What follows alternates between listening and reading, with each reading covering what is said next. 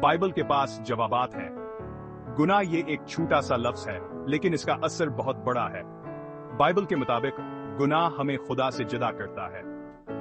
Romeo 3:3 में कहा गया है, क्योंकि सब ने गुनाह किया है और खुदा के जलाल से महरूम हैं। लेकिन उम्मीद ना छोड़ें।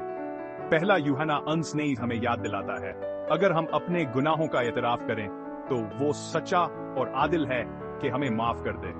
और ज़बूर गलतरी दाव का ये कीमती जुमला कैसा है, जितने मशरिक मगरिब से दूर हैं इतने ही दूर इसने हमारी खताओं को हमसे दूर कर दिया है। गुनाह संगीन है, लेकिन खुदा का फजल इससे भी बड़ा है। हर लम्हा इसकी तरफ रुजू करने का मौका है। तो दोस्तों, हमत करो।